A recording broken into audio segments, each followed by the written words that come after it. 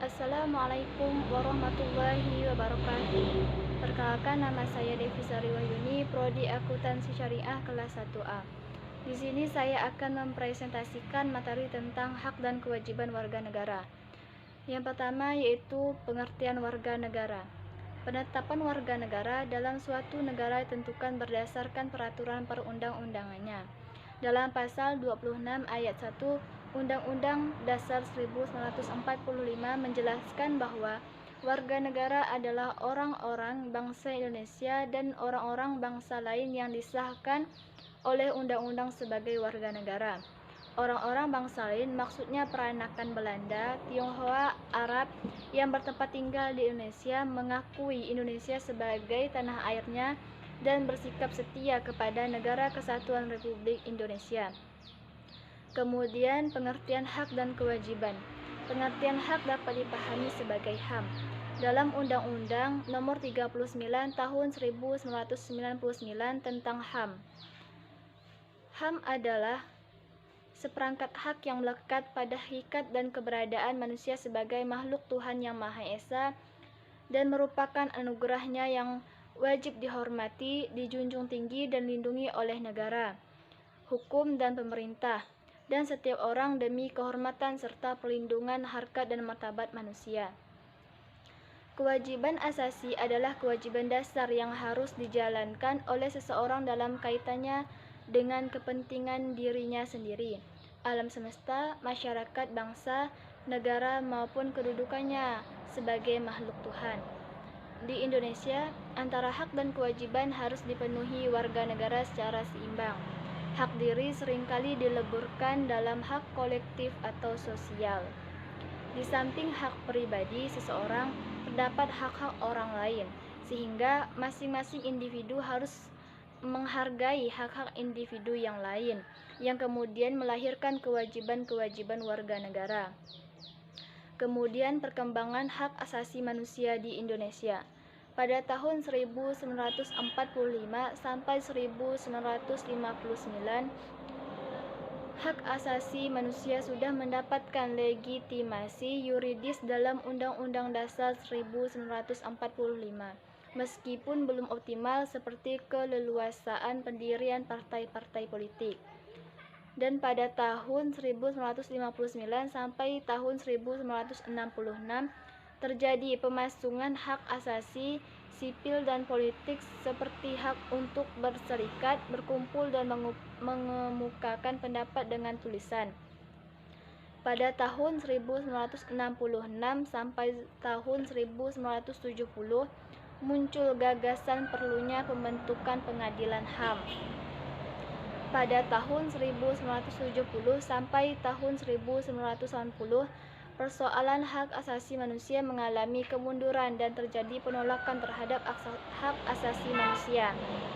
Pada tahun 1990, pemerintah membentuk Komnas HAM. Dan pada tahun 1998 sampai sekarang ini, setelah jatuhnya rezim Orde Baru, terjadi perkembangan luar biasa pada hak asasi manusia dalam Undang-Undang Dasar 1945. Kemudian hak dan kewajiban warga negara menurut Undang-Undang Dasar 1945. Hak warga negara. Pengaturan hak warga negara diatur dalam Undang-Undang Dasar 1945 dalam pasal 28A sampai 28J. Yang pertama yaitu hak asasi pribadi adalah kebebasan berpendapat, kebebasan beragama, kebebasan bergerak, dan lain sebagainya. Kemudian yang kedua yaitu hak asasi ekonomi, yaitu hak memilih, hak manfaat, hak membeli, hak menjual, dan lain sebagainya. Kemudian yang ketiga yaitu hak asasi sosial dan kebudayaan, yaitu mendapatkan pendidikan, mengembangkan kebudayaan, dan lain sebagainya. Kemudian hak prosedural, yaitu mendapatkan keadilan, peradilan, perlindungan, dan lain-lain. Kemudian yang kelima yaitu hak asasi politik, yaitu memilih, dipilih, berorganisasi, dan lain-lain. Kemudian yang keenam yaitu ada hak asasi dalam perlakuan yang sama, yaitu ada hukum, pemerintahan, dan lain-lain. Kemudian kewajiban warga negara.